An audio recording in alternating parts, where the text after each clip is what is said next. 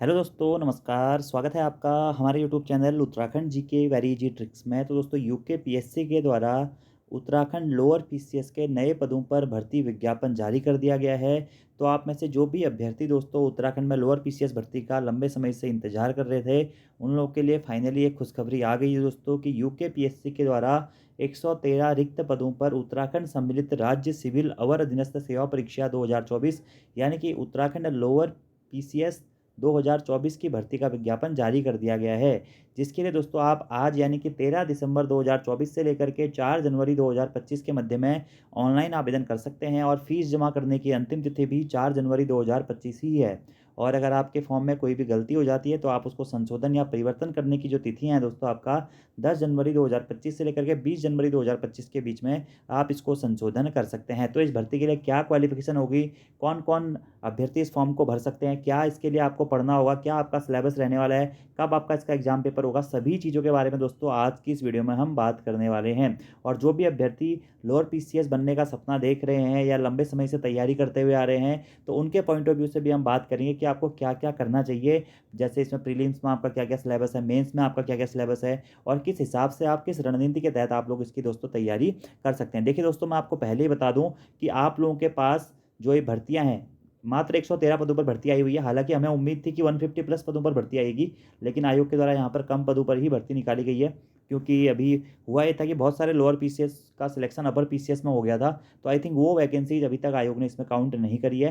तो अब तो शायद वो काउंट होगी भी नहीं, वो हो सकता है कि अगला जो नोटिफिकेशन आएगा वो उसमें काउंट होंगे। तो अभी तो फिलहाल आप ये मान के चलिए कि 113 पद हैं आप लोगों के पास, और आपका जो इसका प्रीलिम्स होना है वह 11 मई को होना है। ठीक है, तो 11 मई इसके प्रीलिम्स की डेट है, 11 मई 2025। तो अच्छा खासा टाइम है, इनफ टाइम है। अगर आप लोग तैयारी करना चाहते हैं तो आसानी से कर सकते हैं। ठीक है, और क्वालिफिकेशन देखिए, अगर आपने ग्रेजुएशन किया हुआ है ना, तो आप इस फॉर्म को भर सकते हैं। ठीक है, ग्रेजुएशन, और साथ में आपकी उम्र सीमा होनी चाहिए दोस्तों 21 वर्ष से अधिक। ठीक है, और सिर्फ उत्तराखंड वाले अभ्यर्थी इस फॉर्म को भर सकते हैं जिन्होंने अपना हाई स्कूल या इंटर उत्तराखंड से किया है। अदर स्टेट वाले अभ्यर्थी इस फॉर्म को नहीं भर सकते हैं। ठीक है, तो अब यहाँ पे कुछ अति महत्वपूर्ण निर्देश दिए गए हैं जो कि पढ़ने की जरूरत नहीं है। आप सभी लोग बहुत लंबे समय से तैयारी कर रहे हैं, तो आप लोगों को पता ही होंगे कि आप कोई भी अनुचित सामग्री का प्रयोग नहीं करना है। आपके सारे डॉक्यूमेंट आपके पास में होनी चाहिए। जो भी चीज़ें आप लोग भर रहे हैं, अपनी डेट्स, रिजल्ट डिक्लेरेशन डेट बिल्कुल आपको सही सही भरनी है।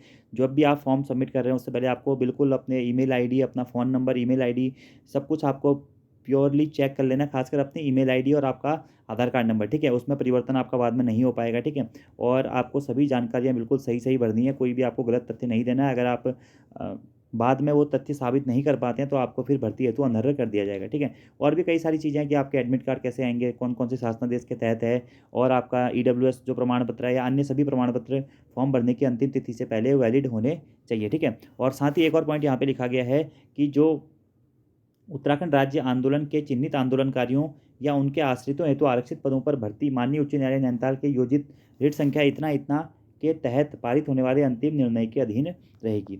उत्तराखंड लोक सेवा आयोग द्वारा सम्मिलित राज्य सिविल या अवर अधीनस्थ सेवा परीक्षा 2024 के रिक्त पदों पर सीधी भर्ती के माध्यम से चयन हेतु ऑनलाइन आवेदन पत्र आमंत्रित किए जाते हैं। कुल पदों की संख्या 113 है दोस्तों। रिक्तियों की संख्या घट या बढ़ सकती है, यहाँ पे लिखा गया है। लेकिन अभी देखिए, सुप्रीम कोर्ट का एक नया वर्डिक्ट आ गया कि जब भी कोई नोटिफिकेशन रिलीज हो जाता है तो उसके बाद में आयोग उस नोटिफिकेशन में कोई भी चेंज नहीं कर सकता है। ठीक है, तो अभी आप तो मुश्किल लगता है मुझे ये वाली जो लाइन आयोग अभी भी लिख रहा है। ठीक है, तो अभी कुछ समय बाद आप देखेंगे कि आयोग इस लाइन को ऐसे मिटा के देगा। ठीक है, अब इसमें जो सबसे अच्छा पद है, जो भी मैक्सिमम लोग तैयारी करते हैं वो करते हैं एनटी की। ठीक है, क्योंकि देखिए दोस्तों, अगर आप नायब तहसीलदार बन गए तो आप सीधे मान लीजिए आप तहसीलदार बन गए, क्योंकि तहसीलदार की डायरेक्ट रिक्वायरमेंट नहीं होती। और उत्तराखंड में जितने भी विभाग हैं, अभी कोई भी विभाग ऐसा नहीं है जहाँ पे तहसीलदार पर्याप्त मात्रा में। अभी इससे पहले भी जितने भी लोअर पीसीएस का बैच निकले हुए थे, वो सीधे ही एज ए तहसीलदार ज्वाइन कर रहे हैं, और सीधे ही उनको जैसे उनको चार्ज मिल रहा है तो वो as a tehsildar he join कर ले रहे हैं। तो आप ये मान लीजिए नायब तहसीलदार नहीं, तहसीलदार की भर्ती होने वाली है। ठीक है, भले ही आपका लेवल जो है लेवल 7 का रहेगा, लेकिन पावर आपको पूरी तहसीलदार की रहने वाली है। सबसे अच्छी जॉब है राजस्व विभाग में। ठीक है, 36 आपके इसमें कुल रिक्त पद हैं। सामान्य अनारक्षित 18 है,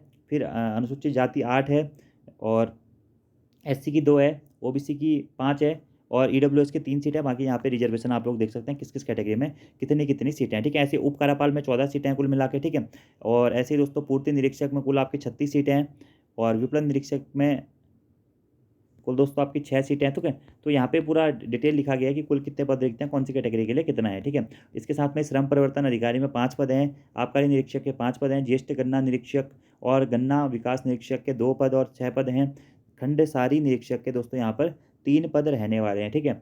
बाकी यहाँ पर दिव्यांगता श्रेणी वगैरह वगैरह के बारे में भी वर्णन दिया गया, आप यहाँ पर इसको भी देख सकते हैं, ठीक है। आप देखिए लेवल या ग्रेड पे के ऊपर बात कर लेते हैं। देखिए नायब तहसीलदार में आपका जो, और देखिए क्वालिफिकेशन तो सबकी क्या है, ग्रेजुएशन है, ठीक है। तो ये तो देखने की जरूरत नहीं है। देखिए अर्हता आपके पास में स्नातक की उपाधि होनी चाहिए, ठीक है।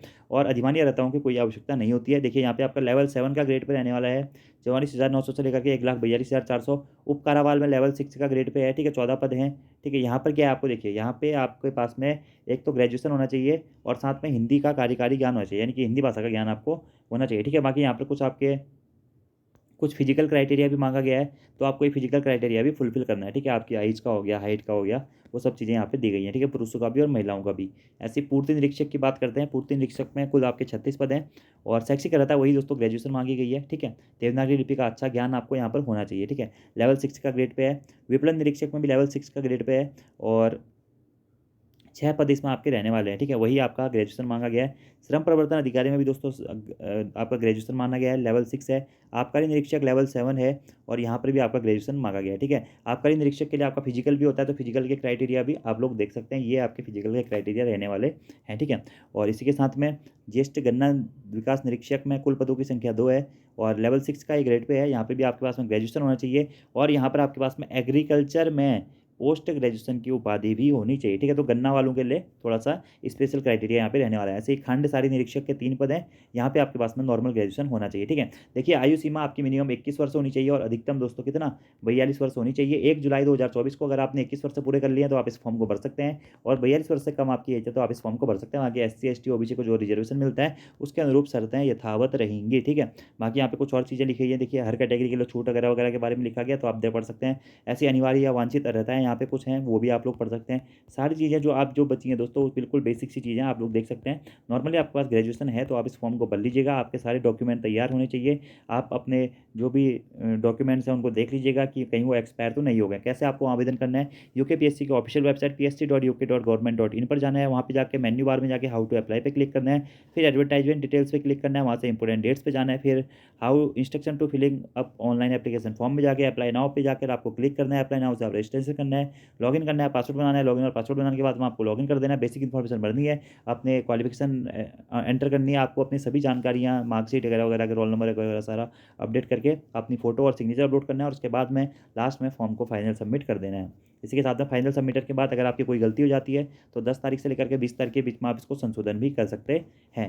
फाइनल सबमिशन के बाद आवेदन पत्र में भरे गए डाटा में अभ्यर्थी किसी प्रकार से संशोधन नहीं किया जाएगा। अभ्यर्थी द्वारा रजिस्ट्रेशन प्रक्रिया पूर्ण किए जाने के पश्चात मोबाइल नंबर एडिट नहीं किया जा सकता है, ये भी आपको ध्यान रखना है। संशोधन या परिवर्तन यहाँ पर दिया गया, आप यहाँ पे पढ़ सकते हैं। आवेदन शुल्क देखिए UKPSC तो कम ही लेता है, ठीक है। अगर हम बात करें जनरल की, EWS की, OBC की, तो आवेदन शुल्क 172.30 है। SC ST की 82.30 है।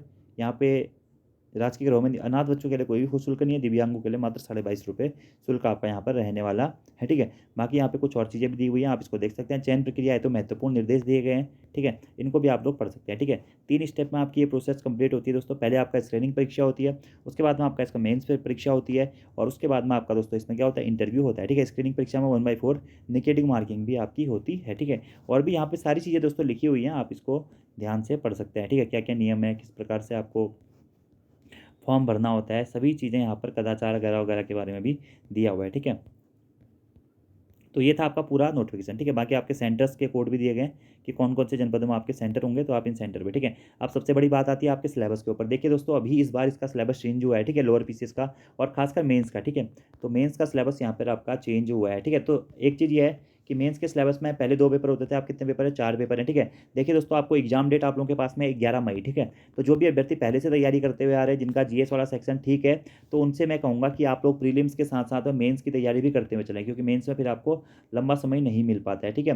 तो प्रीलिम्स को अगर आप जैसे 8 घंटे पढ़ाई करते हैं तो प्रीलिम्स को 5 घंटा दे रहे हैं, तो 3 घंटा आप लोग अभी से मेंस को भी देते हुए जाइए। और जो ऐसे अभ्यर्थी हैं जो पहली बार फॉर्म भर रहे हैं या नए नए हैं, उनके GS के कॉन्सेप्ट उतने अच्छे नहीं है, तो उनसे मैं ऐसा कहना चाहूँगा कि आप लोग अभी फिलहाल अपने प्रीलिम्स पे ध्यान दीजिए, अपनी GS वगैरह वगैरह उत्तराखंड GS पे ध्यान दीजिए। 150 नंबर का दोस्तों आपका इसका प्रीलिम्स रहता है और प्रीलिम्स में उत्तराखंड और जो रीजनिंग वाला पोर्शन है ये आपका बहुत इंपॉर्टेंट रोल निभाता है आपके सिलेक्शन में, ठीक है। अभी हम बात करेंगे, सबसे पहले हम बात करते हैं सिलेबस के बारे में।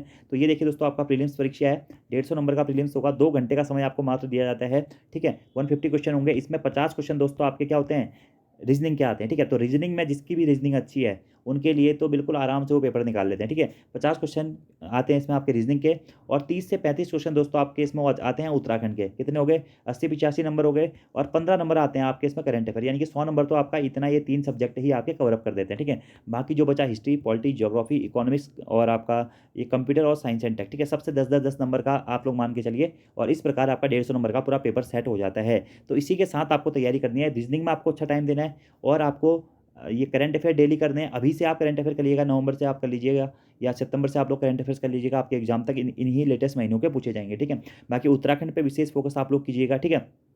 और एक और चीज़ मैं दोस्तों आपसे कहना चाहूँगा कि आप में से जो भी अभ्यर्थी ये जो प्रीलिम्स है, प्रीलिम्स की तैयारी करना चाहते हैं, खासकर जीएस के लिए और रीजनिंग के लिए, जो आपका पूरा ही सिलेबस है, ठीक है, तो आप प्ले स्टोर से हमारी एप्लीकेशन डाउनलोड कर लीजिएगा, उत्तराखंड जीके वेरी जी ट्रिक, ठीक है। उत्तराखंड जीके वेरी जी ट्रिक में क्या है, एक हमारा कॉम्बो बैच है, ठीक है। तो कॉम्बो बैच में क्या है कि हमने वहाँ पर आपका जो भी सिलेबस रहता है उस सिलेबस के टॉपिक वाइज और सारे पीवाईक्यू आपको यूकेपीएससी और यूके ट्रिपल एससी के मिल जाएंगे, और साथ में जो यूकेपीएससी के प्रीवियस हमने एग्जाम बैचेस चलाए हुए हैं, जैसे उत्तराखंड पीसीएस का हो गया, आरओ का हो गया, पीवाईक्यू का हो गया, जहाँ से क्वेश्चन बहुत टाइम रिपीट होते हैं, तो उस कॉम्बो बैच से आप लोग जुड़ के अपने प्रैक्टिस को कर सकते हैं। उससे बाहर आपको ऑब्जेक्टिव लगाने की बिल्कुल भी जरूरत नहीं है, ठीक है। वहाँ पे अभी रीजनिंग ऐड नहीं है, रीजनिंग भी वहाँ पे जल्दी ही ऐड हो जाएगी, तो वो कॉम्बो बैच आप लोग परचेज कर सकते हैं, या फिर आपके पास में अच्छी किताबें हैं तो आप वहाँ से भी कर सकते हैं, ठीक है। और जैसे ही आप थ्योरी पढ़ लें, अगर आप अपने कॉन्सेप्ट बनाते हैं, तो उसके बाद में आप लोग प्रीलिम्स के लिए ऑब्जेक्टिव भी जरूर पढ़ें, ठीक है। तो ये तो होगी प्रीलिम्स की आपकी रणनीति, ठीक है। अगला बात करते हैं मेंस में, तो मेंस में इस बार आपका सिलेबस चेंज हो गया दोस्तों। तो मेंस में आपके 4 पेपर होने वाले हैं। सामान्य हिंदी का एक पेपर होगा, 6 क्वेश्चन होंगे, 2 घंटे का, 100 नंबर का। ऐसे निबंध भी 100 नंबर का, सामान्य अध्ययन प्रथम 200 नंबर, और सामान्य अध्ययन द्वितीय 200 नंबर। पहले खाली ये 2 पेपर होते थे, ठीक है, एक जीएस का होता था, एक आपका हिंदी भाषा और निबंध का होता था। अब जो है आपके इसमें 4 पेपर होने वाले 600 नंबर का, ठीक है। और हिंदी भाषा में न्यूनतम 35% अंक लाना आपका यहाँ पर इसमें अनिवार्य, ठीक है। तो मेंस के लिए क्या है, मेंस के लिए आप लोग सिलेबस देख सकते हैं, आपको पढ़नी है स्टैंडर्ड बुक्स, ठीक है। स्टैंडर्ड बुक्स आपको पढ़नी है, और उसी के हिसाब से आपको अपनी तैयारी करनी है, ठीक है। अगर आपका प्रीलिम्स ठीक है, आपको ऐसा लगता है कि हम आसानी से निकाल लेंगे, तो आप मेंस पर काम करना शुरू कर दीजिए। देखिए, हिंदी भाषा के लिए तो हरदेव भारी से बेस्ट कोई बुक नहीं है, आप ये देख लीजिएगा। निबंध आप लोग कहीं से भी कर सकते हैं दोस्तों, ये तो क्या है, अपने विचार हैं, जैसे आप अपने विचार, जैसे आपके विचार वैसे ही आप उसे लिखें, ठीक है। अगला क्या है, जीएस के लिए आपको अच्छी किताबें पढ़नी पड़ेंगी, ऑथेंटिक किताबें पढ़नी पड़ेंगी। तो अपने सिलेबस के अकॉर्डिंग आप वो किताबों को पढ़ सकते हैं, और ऑथेंटिक किताबें यार सबको पता है कि कौन कौन सी हैं, ठीक है, वरना इसके ऊपर मैं एक अलग से वीडियो बना दूंगा, ठीक है। इंटरव्यू 75 नंबर का है, इसके बारे में कभी बाद में बात कर लेंगे, ठीक है। तो ये आपका पूरा दोस्तों नोटिफिकेशन हो गया, पूरा सिलेबस देखिए, ओपन करके खुला हुआ सिलेबस पीछे आपको मिल जाएगा यहाँ देखने को, ठीक है। और 150 नंबर का जो सिलेबस है, ठीक है, 50 नंबर आपकी ये रीजनिंग है, ठीक है। तो रीजनिंग पे विशेष आपको फोकस करना है, उत्तराखंड पे आपको विशेष फोकस करना है। ऐसे ही आपको मेंस का भी दोस्तों यहाँ पर पूरा सिलेबस देखने को मिल जाता है, ठीक है। बाकी अगर आपके कोई सवाल होंगे तो आप कमेंट बॉक्स में पूछ सकते हैं। ये आपका सिंपल सा दोस्तों नोटिफिकेशन है, मैं तो यही कहूँगा अच्छा मौका है, जो भी अभ्यर्थी तैयारी करना चाहते हैं कर सकते हैं, अच्छी वैकेंसी है। और सारी जो वैकेंसियाँ हैं दोस्तों आपका आप ये मान के चलिए, आपको बिल्कुल अच्छी जॉब्स हैं, ठीक है। और अच्छी अगर आप तैयारी करते हैं, क्योंकि आप इसका लेवल देख के समझ सकते हैं दोस्तों। देखिए, लेवल 7 भले ही दोस्तों वन डे एग्जाम में भी आप लोगों को लेवल 7 मिलता है, और यहाँ पे भी आपको लेवल 7 मिल रहा है, ठीक है। लेकिन यहाँ पर जो लेवल 7 है वह प्रशासन का लेवल 7 है, यहाँ पे आपको थोड़ा सा जिम्मेदारियाँ ज़्यादा होती है, भूमिका यहाँ आपकी ज़्यादा होती है। तो अगर आप लोग भी थोड़ा जनसेवा में काम कर सकते हैं, करना चाहते हैं, या समाज सेवा में काम करना चाहते हैं, तो आप लोगों के लिए बहुत अच्छी जॉबें रहने वाली है, और सारी जॉबें लगभग आपकी फील्ड की जॉबें रहने वाली हैं, ठीक है। तो आप लोग अपनी तैयारी को कर सकते हैं, ठीक है। आज की इस वीडियो में दोस्तों इतना ही। Thank you, thanks for watching video, see you next time, धन्यवाद।